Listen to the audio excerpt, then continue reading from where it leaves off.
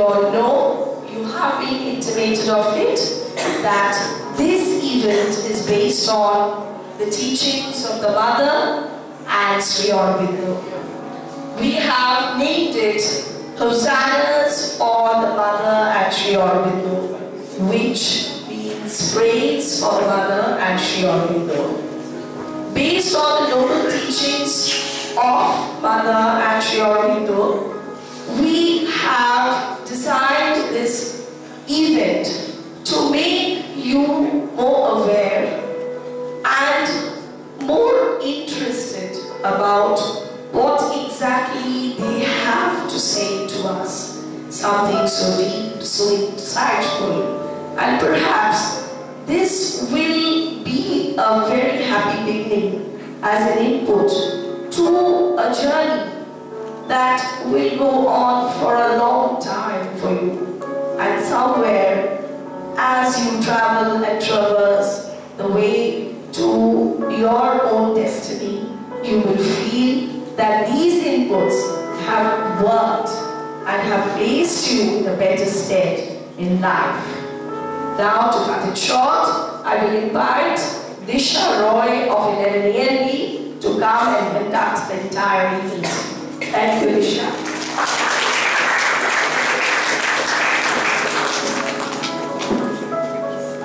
Good morning, respected principals, sir, teachers, and my dearest friends.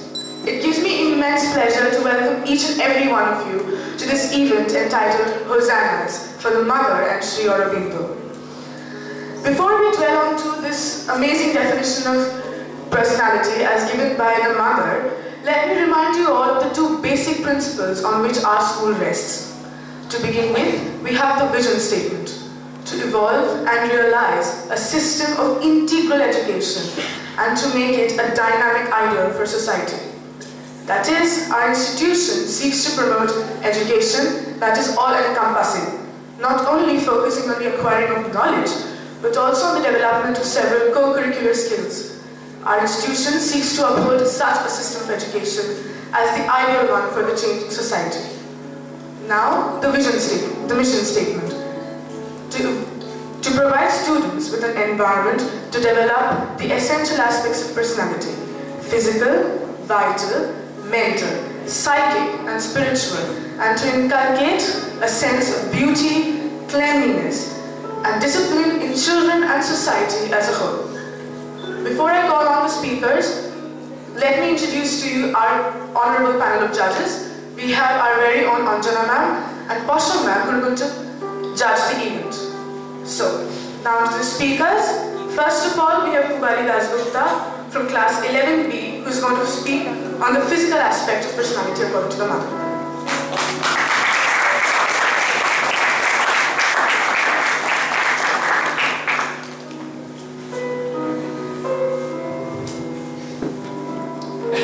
Good morning, respected principal sir, respected judges, and my dear friends.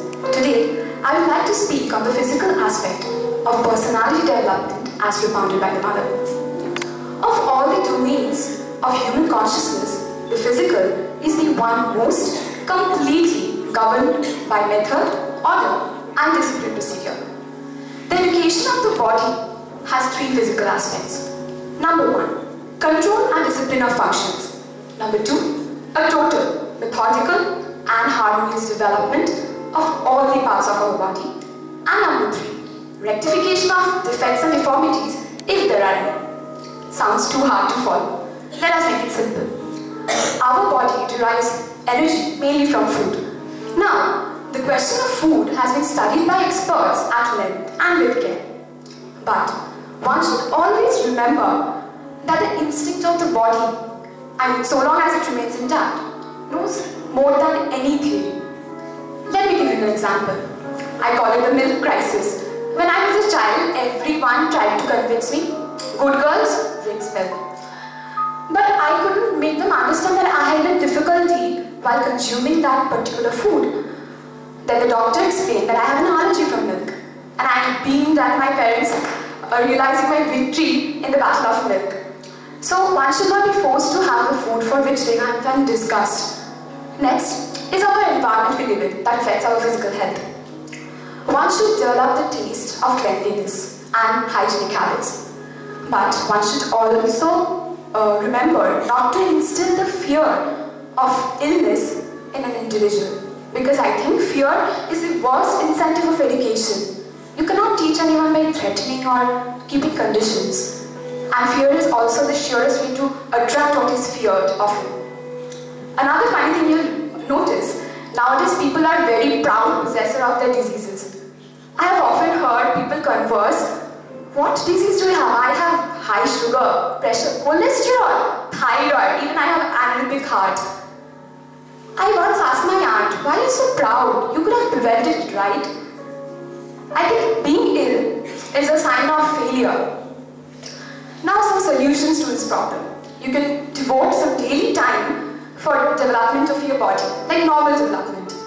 And in the general process of education, you can, I think sports and outdoor games should be given a fair place, because then all the medicines in the world can assure your good health. Now come to your favorite topic, sleep. An individual, whatever may be his activities throughout the day, needs a definite hour for sleep. It varies with age. And the art of relaxing muscles and nerves should be taught to children from a very young age. I would like to conclude my speech by what the mother said. She believed that an individual from a very young age should be taught the importance of physical health, strength, and balance. The importance of beauty must also be insisted upon. A child should aspire for beauty, not for the sake of pleasing others or gaining fame, but for the love of beauty itself. For beauty is the ideal which physical life has to realize. Thank you.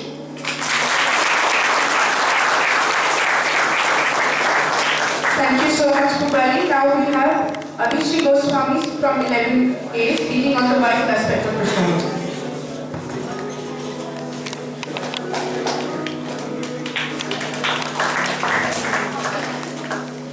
Good morning, respected Principal Sir, teachers, and my dear friends. Today, I will be speaking on the vital aspect of personality development as propounded by the mother. We humans carry with us various qualities, and among all such qualities, the most important quality is life force. We are all incomplete without life force. Now, what does life force mean? If we go on to the literal meaning, it refers to the force that gives something its vitality or strength. And as our Divine Mother has said, it is a force that is transforming this planet. It is the flow of infinite silence into action. It is the manifestation of freedom and balance. And when life force is obstructed, freedom and balance are compromised. Life force makes us capable of facing all the difficulties in life.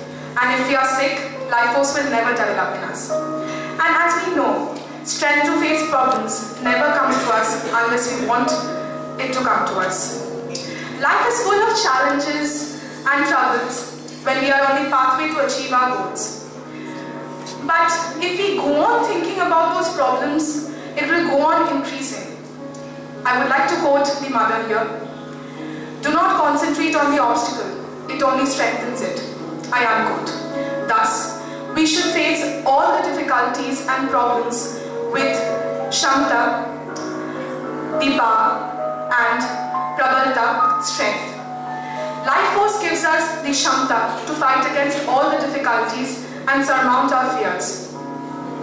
Life force teaches us a lot of lessons, and one of the most important lessons it teaches us is to be patient in unfavorable circumstances, with the determination ignited within us.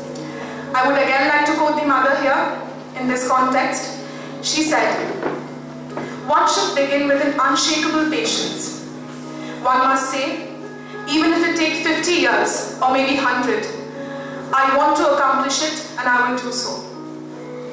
Now, if somebody asks me how to inculcate life force in oneself, I would say it needs nothing but an unshakable faith and belief in ourselves and in the divine, as divine is the life force. I would like to conclude my speech by saying that life force makes us concentrate and focus on what is left in rather than what is left out.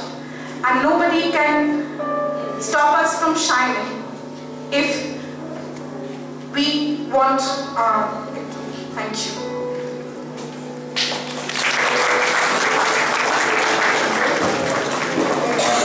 Now we have Gavanku Bula from class A, 11.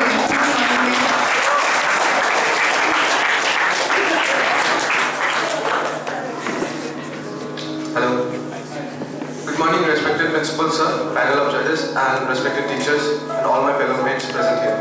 Today I am going to speak on the topic, the mental aspect of physical development as propounded by mother. Among all the lines of education, mental education is most widely known and practiced. Yet, except for some few rare cases, there are certain gaps which make it something very incomplete and in the end something very insufficient. The true mental education which will prepare man for a higher life has 5 principal phases. Normally these phases follow one after another, but in some exceptional individuals they might alternate and proceed simultaneously. These 5 phases, as stated by the mother, are development of power of concentration, that is the capacity to attention, development of the capacity to expansion, wideness, complexity and richness of the mind, organization of one's ideas around a central idea, a higher ideal, or a supremely luminous idea which will further serve as a guide in our life. 4th is thought control, rejection of undesirable thoughts and the ability to think what one wants and when one wants. 5th is the ability to mental silence, perfect calm and a more and more total receptivity to the inspirations of the higher regions of the being. The mother believed in the principle of work is worship, and it is through this pure work one's mind can be elevated to the status of supermind, which further will help us in coming closer to the divine grace. In order to increase the suppleness and comprehensiveness of the mind, one should not only look to the number and variety of subjects to study, but particularly to the diverse aspects of each of the subjects. This will help us in, understand the extreme relativity of mental knowledge, which will further help us achieve the divine grace. While one will have learned to silence the mind at will and concentrate it at the receptive silence, there will be no problem that one cannot solve and no mental difficulty that the solution to which cannot be found. I would like to conclude my speech by quoting from the Bhagavad Gita, a slok which is very much related to this topic, which is Chanchalam hi mana Krishna pramati balavat dridam tasyam nihagram manye vayodiva sudashkaram. It means, oh Krishna, the mind is very strongly restless, and controlling it is like controlling the flow of air. And thus, it is by controlling this mind we can get closer to the divine grace. Thank you. Thank you, Gavanku. Now we have Neerav Roy Sarkar from class 11A speaking on the side of office.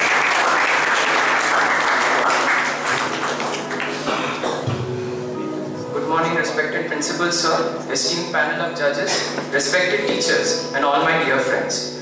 Today I am going to speak on the topic, the psychic aspect of personality development as propounded by the mother. Now, the mission statement of the Future Foundation School is to provide its students with an environment that would not only nurture but also develop the essential aspects of one's personality, that is the mental, physical, vital and psychic. Now, as per common belief, the education which needs to be provided to a child is in most cases stressed only on the physical and mental development. But one need not inevitably stop there, because every one of us has the capability of a greater consciousness. The mother laid emphasis on the development of this very consciousness, which can be thought of as the psychic ability in every individual. Most of us do not have a clear idea of what the word psychic means. So to put it in a simple way, psychic refers to all those abilities which enable a person to perceive information hidden from the normal senses. But many of us are under its influence, and a good many children also possess this psychic ability. But the unfortunate fact is that most parents do not realize this phenomenon, and the education which they provide to their child is only aimed or stressed at their physical and mental development. The three main lines of education, which are mental, physical and vital, may be defined as the means of developing one's personality and making him a well-defined and self-conscious entity. But with the psychic realization, we come to the true meaning of our life, the purpose and the discovery to which our life must lead. It is through this psychic presence that the truth of an individual comes into contact with him and the circumstances of his life. And a person with a psychic realization is able to go forward in life with a certitude and assurance of his own, and is also the master of his own destiny. It is to obtain this very mastery that psychic education is necessary. The starting point of this very journey is by seeking in yourself that which is independent of the body, the mental formation which you have been born with, or the language you speak and the environment in which you live in. We must find the depths of our being, that which carries in it a sense of universality and limitlessness. Now, a person who has had this realization would get to know that what previously seemed to be inert, inanimate, now seems to be full of life. And everything is animated with a marvelous consciousness. So, in short, psychic life can be described as immortal life, limitless continuity, and in this entire universe of forms. Now, whatever I have said might seem a little complex. To put all this information in front of you in a simple way, the phenomenon can be described as what the human mental consciousness doesn't know or cannot understand, this consciousness knows and does. It is like a light which is shining at the center of every being, which when nurtured properly can emanate through the thick coverings of external consciousness. Thank you very much. Now we have Ishan from class 11A speaking on the spiritual aspect of personality.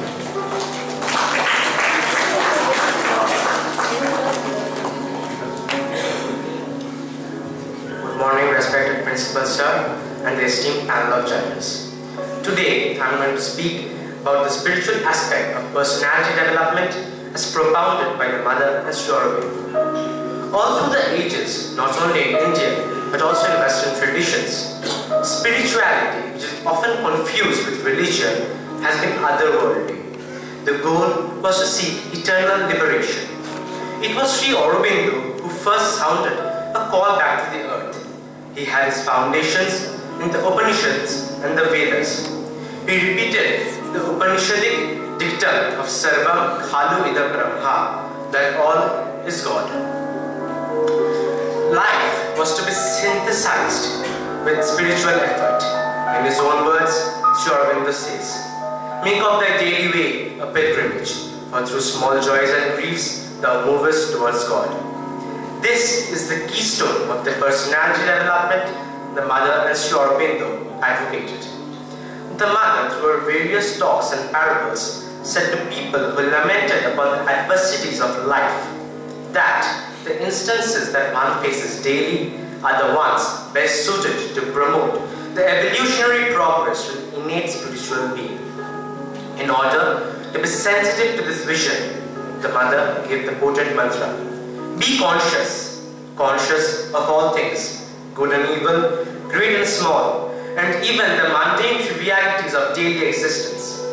The Mother also instructed her children to step back, not physically, but inwardly, so as to rise above the turmoil of daily existence and commune with the higher self.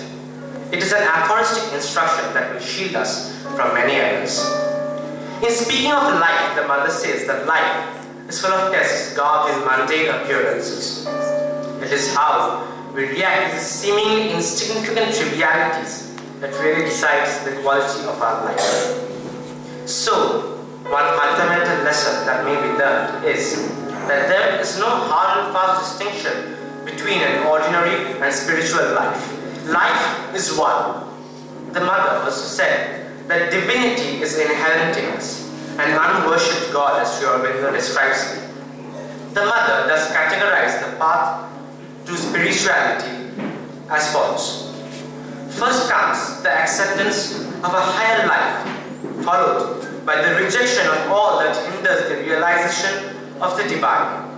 The mother then instructed her children to surrender, a word more easily said than done. To this end, the mother said, remember and offer. When we do that, our very being is pervaded by the divine. But the fourth and most significant of all is the divine grace. The mother always said that one who chooses the divine is already chosen by the infinite. But one may knock at the very gates of enlightenment, but unless the grace intervenes, the doors will not open. In the end, the mother always advised her children to follow the sunlit path. That is, with a cheery disposition. To her, if her children are happy, they are doing her work. I would like to conclude with the mother's words.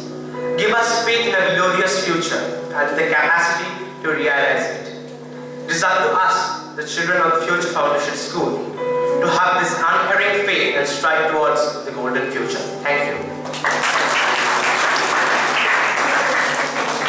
Now we have Ayush Tagore from class 11A speaking on the physical aspect of personality.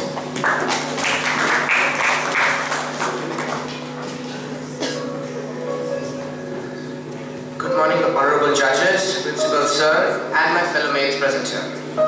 Today I am here to speak about the physical aspect of personality development as propounded by the mother. The physical activities or the attributes of a body have a significant influence on the personality of a person. While physical exercises are a means for the development and maintenance of the health and strength of the body, they also serve as fields for the maintenance and development of capacities, qualities and habits. There are many sports which require courage, hardships and energetic actions, skills, etc. Another invaluable result of physical activities is the development of a good sporting spirit, which includes good humor and good tolerance and a right kind of an attitude and friendliness towards rivals and competitors. As the mother said, that we must have a strong physical base, and our physical base is our physical being, our body. So to ensure the methodical and regular disciplined physical development, one must ensure and devote some 20 to 30 minutes each day for physical education. The key aspects of physical education are the control and discipline of the functioning of the body, coupled with an intrinsic and synchronized development of all the parts and movements of the body, and correction of physical flaws or drawbacks, if any. To make it more effective, the education of the body must be disciplined, foreseen, rigorous and detailed, so that they can eventually be translated into habits. And this education is never too soon to begin, nor too late to continue. The right kind of dietary habits, along with the care for hygiene and cleanliness, also provide for a strong basis for such physical aspects of the body. I totally agree with whatever the mother said. Okay, so here's a question for all the audience present here. How many of you present here do feel that physical education is needed for the personality development of an individual? Can I have the hands please? Well, that's quite encouraging. Nowadays, we lead a life and state of confusion on brain over brawn.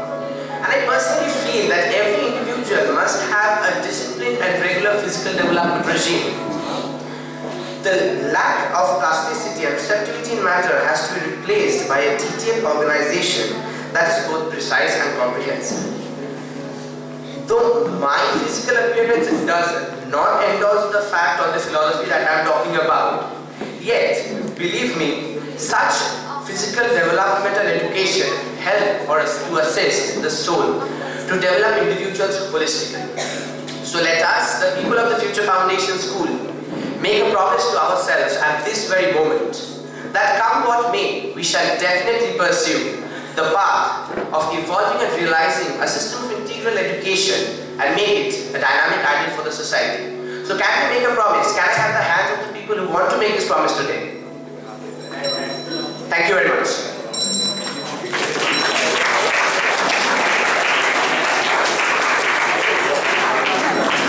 Now we have from class 11B speaking on the vital aspects of personality.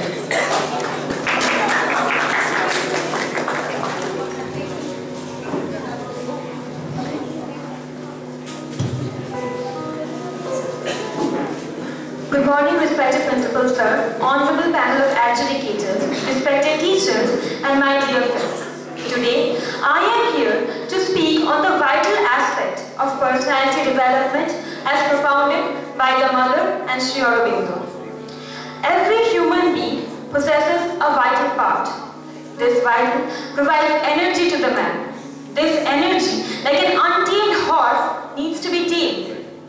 In the words of Sri Aurobindo, I quote, "Vitality means life force. Whenever there is life in form of plant, animal or man, there is life force. If there is no vital, then there can be no life in matter and no living action." I unquote. So there is no question of killing the vital, but channelizing it into a certain direction for the betterment of one. Well, now, the training of the senses is of premier importance in vital education.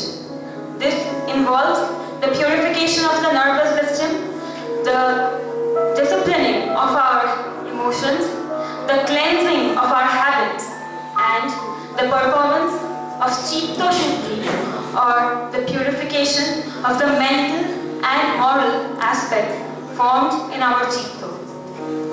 According to the Mother, it is imperative that a child be taught to observe, to note down his own reactions, impulses and their causes, to be a keen observer of his own egotism, destruction and despair.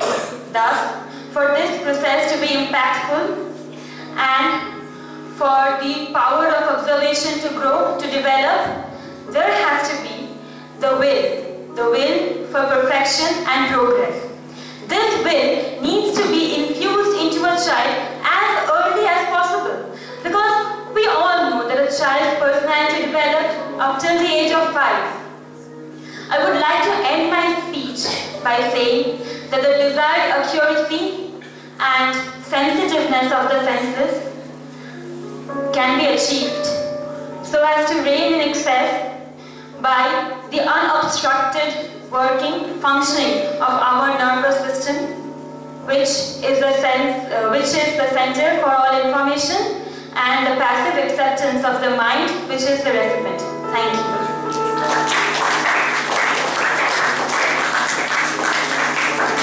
Now we have Rupata Chakraborty from class 11D speaking on the mental aspect.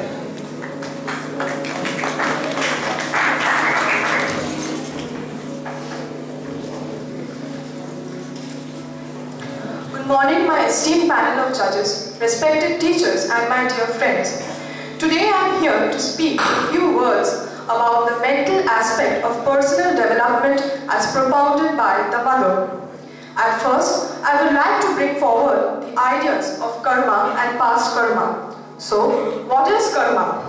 Karma records the actions of individuals, communities, and nations, and that provides feedback in the form of obstacles which further the developmental process.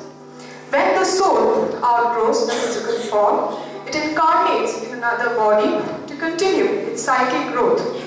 As the soul develops spirituality, the person is able to choose the conditions of its next birth with sound wisdom and prudence. Commenting on the past karma that we inherit and bring into play, the Mother observed, quote, "Outward circumstances are merely the reflections of who we inwardly are," unquote. So it is clear that in whatever conditions we are living today, be it the hardships or prosperity of a man, it all depends upon the karma of his previous birth. However, at the same time, the Mother mentions that sufferings should not be considered as evil actions of some past life. Rather, it should be considered as a prod to progress, a reward for virtue, and a reminder that we have not yet achieved the goal. At the same time, the Mother points out that we can turn the constraints of our karma to our advantage by accomplishing strenuous tasks under demanding circumstances. By doing so, we will cultivate the qualities of equanimity and fortitude which will define our soul and stay with us in our future lives. Speaking of karma and past karma, I would now like to speak on how karma works. The qualities and deficiencies of our soul are chronicled in our psychic being and is carried across our lifetime. The recording of karma continues until self-realization, and once it is achieved, the person is able to radiate true powers of divine love, and which is able to inundate the hearts of others and sweep away all the antagonisms. To this power of self-realization, Patanjali observed, Ahimsa pratyashtyam tat sanidhayu gaira tyag, meaning, person who dwells in ahimsa is protected by nature itself. Thus, I would like to conclude by saying that person who follows the path of ahimsa is able to sweep away all the defects of his karma. Thank you.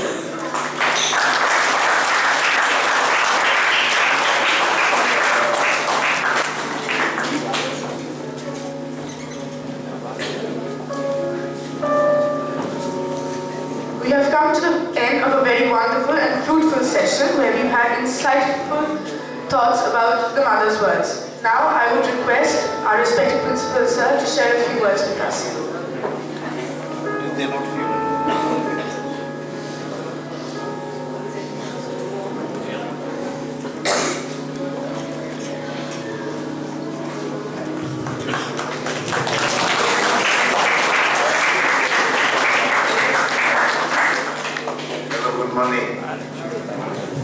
I was asked to share a few words and I wondered aloud whether, what if they are not few? So how bored would I get you? So anyway, I observe you're very serious. That shouldn't be the case. You know, you should be lively, you should be happy. You know, this kind of seriousness is not really right. Be relaxed, okay? First of all, I'd like to, today when I walked into this hall, I was very pleasantly surprised to see this board. And when Onulika ma'am talked about hosannas to mother and children, I very much like the expression, so thank you. If it was your idea, it's a very good idea. Thank you. The idea of this session is truly wonderful, and I was wondering why we didn't do this before, really, because you see, it's not just vision, mission statement, it is what does this school stand for? Why are we here? Obviously, your parents put you into the school because they intended that there was something in this school which others didn't have. Probably, I hope so. But to connect to that, this session was necessary. Okay, for those who are newcomers to Future Foundation, I guess it's very apt and timely. For those who have been around for some time, I think it could have happened earlier. But anyway, better late than never. Thirdly, what I felt was the fact that we do these sessions, this one and more like this, connects the school with its essential ethos. And if it does that, you only become more of what you are intended to be. Which means this school has never been able to, it's not possible, in our sessions we've talked about how do you benchmark the school? You know, when we have discussions with NAMED, so how do you benchmark the school? Who would you look at benchmarks? Is it Xavier's, is it Heritage, is it South Point? And then you say, it's none of those. Because the school doesn't aspire to be any of those models, right? So what is it that the school aspires to be? Part of the answer lies in a session like today's. So all this is about the importance of having the session. Let me share my reactions now to what you said. You really did a wonderful job, thank you very much. But let me, sometimes these things, when you hear them for the first time, what's vital education, kind of can go over the top. So I just thought in my own way, the way I've understood it, maybe with all the limitations of my understanding, let me share some of the things so that to those, where the over the top thing was there, maybe it will help. My first reaction would be, when the opening statement was there, I think Disha made the first remarks. You talked about the school believing in curricular activities and co-curricular activities together, delivering holistic development, didn't you? Now, it's not an obvious equation.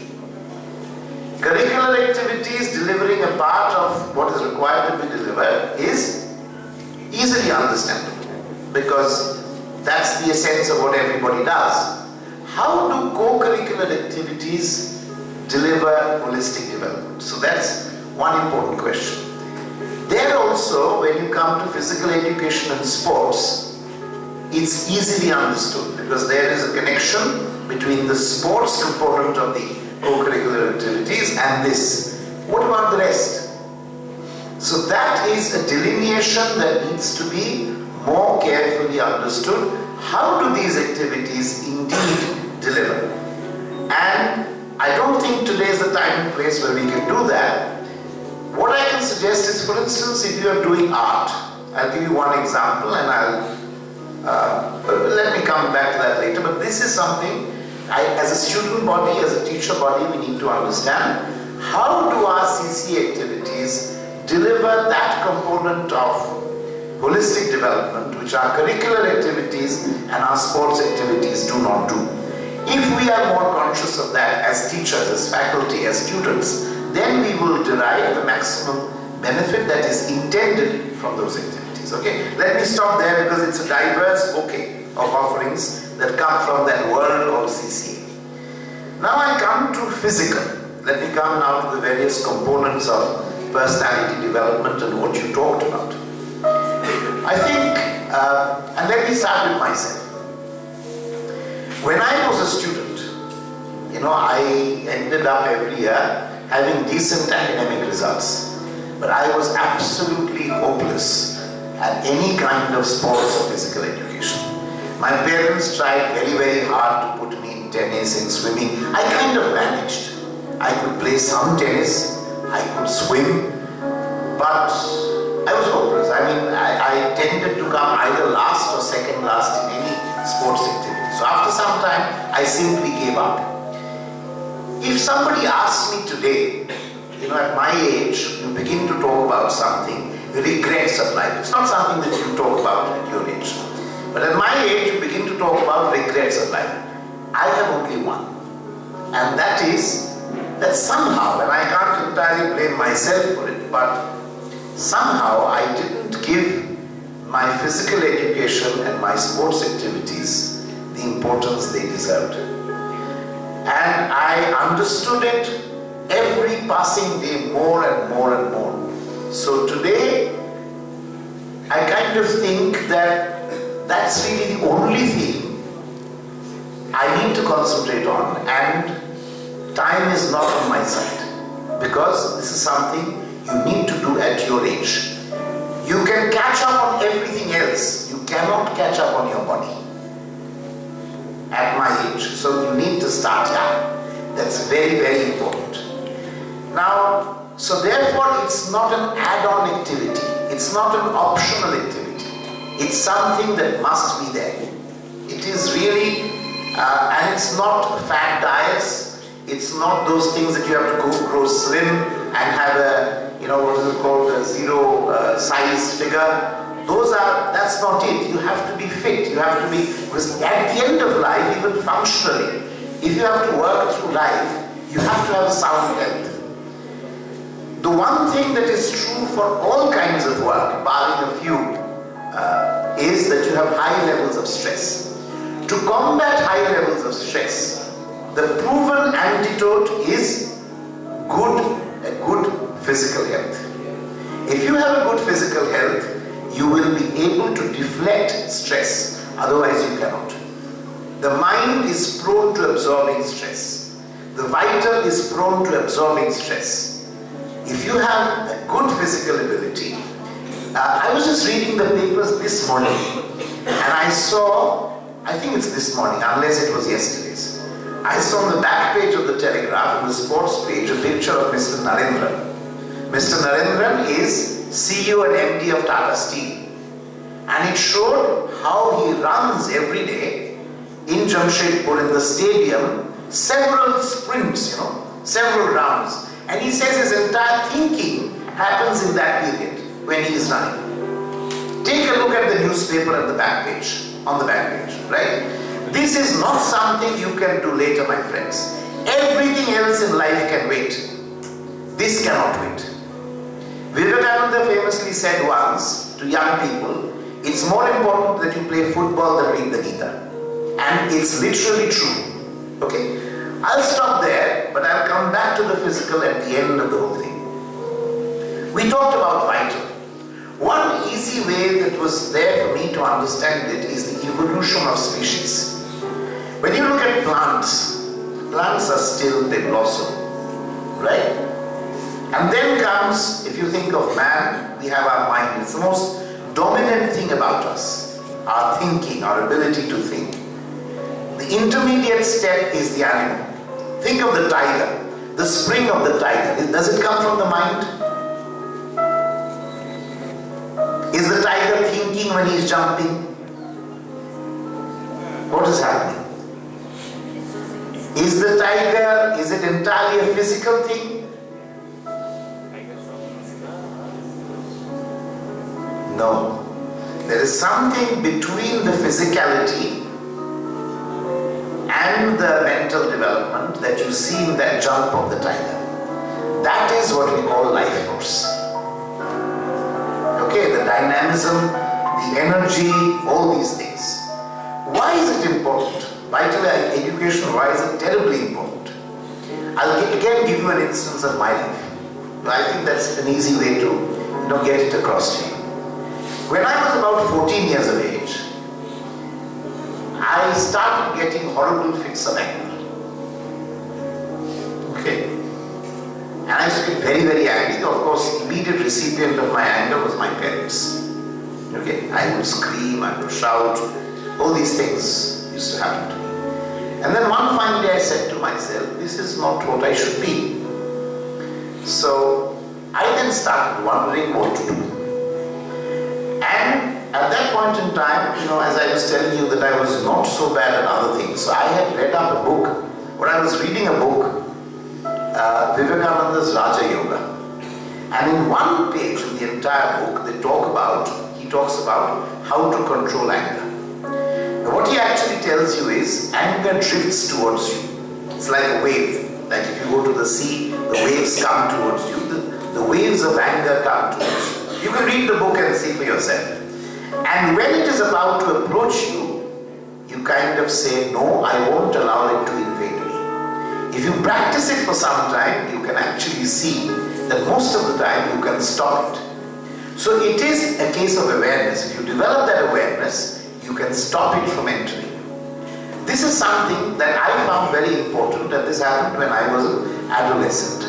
But these are various things. At your age, particularly you are in class 11, desires, impulses, anger, it's important to control that. If you can't do it, the least that happens to you is you lose precious years of your life, which could have been used in more creative ways. So that is where the vital education comes in. Unfortunately, in a school like ours, when you deal with a population of say 40 children to a class, it is almost impossible for the teacher to address these on a person-to-person basis. But I think it's important for us to create awareness amongst children when we are particularly doing adolescence, that whole thing which you need to learn. That it's not just that you treat it like a biological phenomenon. It's more than that. Okay? So when you understand it like that, the new things that come and come along with the biological change, and you learn to grapple with it, that's the beginning of, that's one stage of vital education. The earlier stage has already been addressed by a speaker when she spoke about training of the senses. That happens at a very early age. In fact, vital education truly begins much before mental education does. Okay? This is a small remark. About the mind, I would just restrict myself to giving you an example. And I was struck many years ago, I am talking about maybe 20 years ago, maybe 30 years ago. I once went to Auroville and I was taken to see a studio. It's a very favorite example of mine, maybe you've heard me before.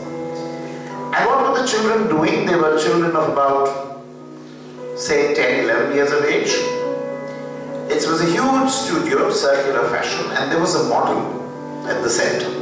I was very struck by it because I had seen my mother paint and draw in the government art college, and my mother was already an adult when she went to the government art college, and to see a model and to paint a replica on canvas or whatever is a job usually done in a college, when you've completed your school life or whatever, you are an adult. And here were children 10 or 12 years of age. But what happened, you see, in my mother's case, when I'd gone, I'd seen a noisy class. What I saw here was that the children who were there, they were seated in this circular fashion. I saw their eyes, the intensity. They were just seeing and painting. What I realized was there was a pin drop silence. Nobody spoke. They were placed at a convenient distance from each other. Alright? And I realized something, and that's called concentration. If there's one thing that you do in your entire school life, there's one thing that you learn, it is the ability to concentrate. Much later, when I came to Lakshmi's house, and I was called upon to do many things, multitasking had to increase really.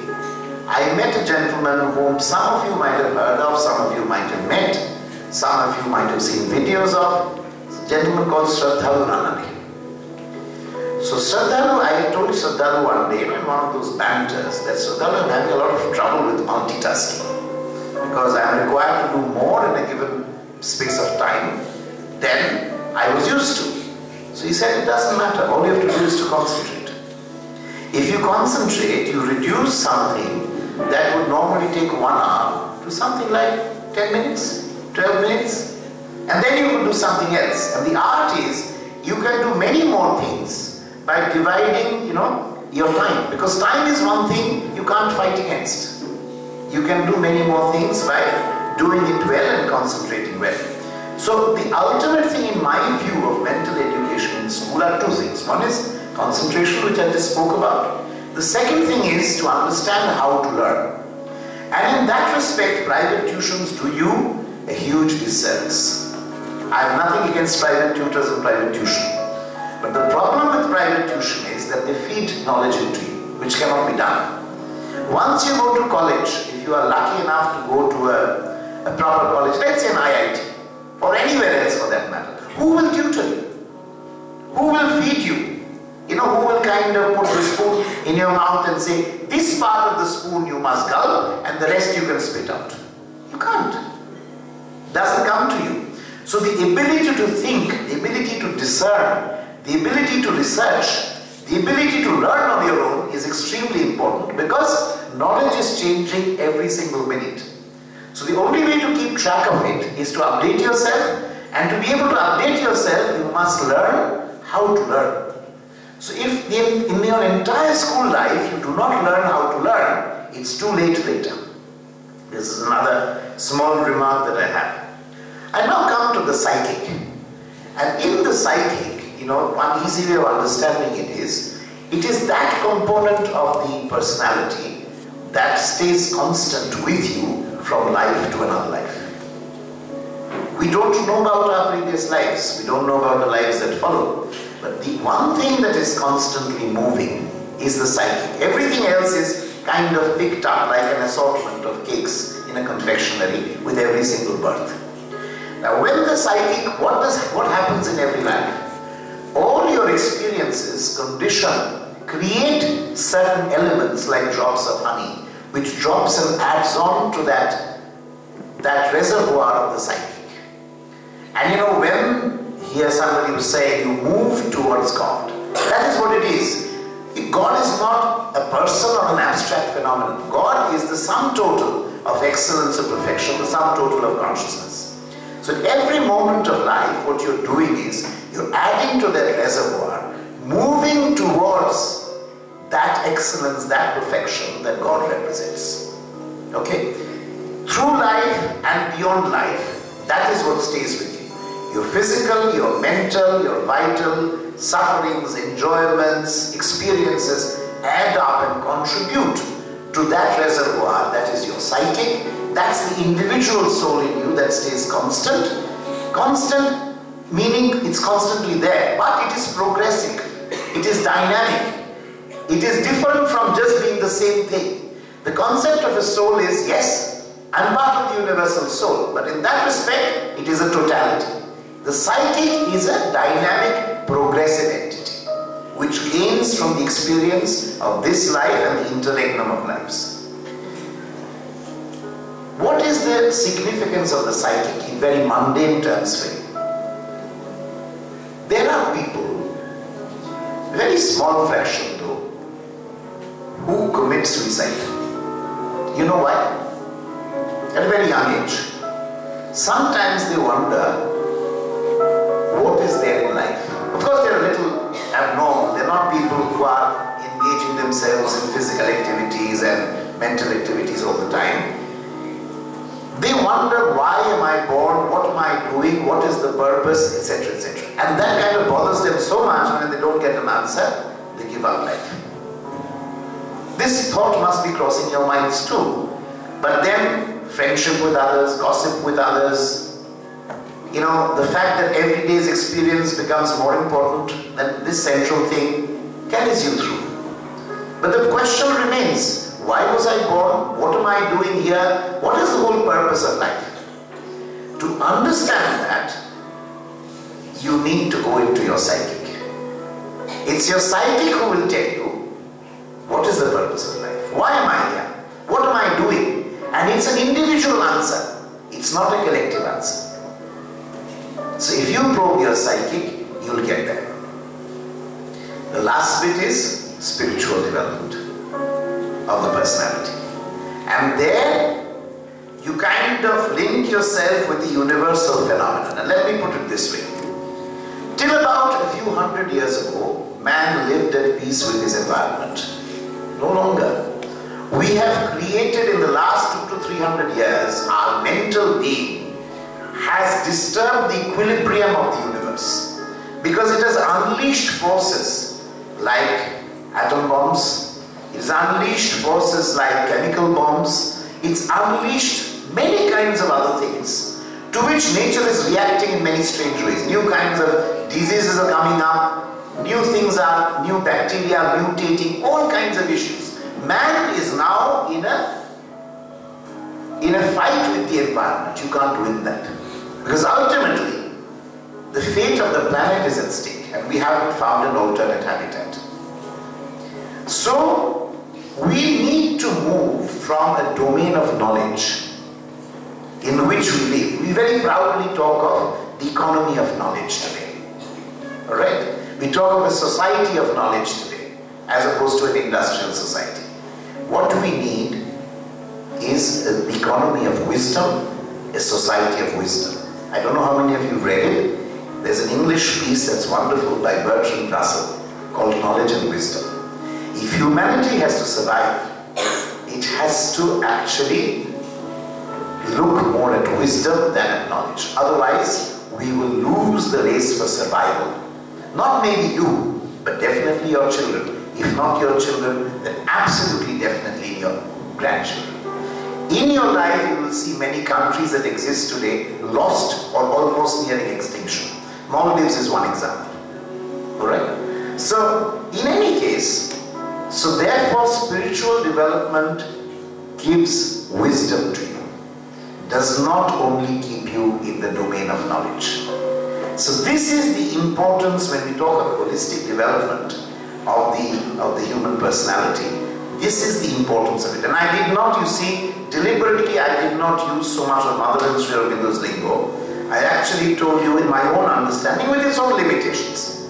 But if you succeed in doing all of this, what will then happen? Finally, if you succeed in all of this, not only will you be wise mentally, you will learn to restrain yourselves, your senses will be trained, you will live in harmony with the universe, and finally, your bodies will be plastic, flexible, supple, in order that a higher force weighing in this universe can be in you so that you can manifest a higher level of consciousness. That is what Sri Aurobindo and the Mother worked for and continue to work for. And then you will be in harmony not only with the vision and mission statement of the school, because that will cease to matter after 2 years, but you will be in harmony with yourself and the cosmos. Thank you very much.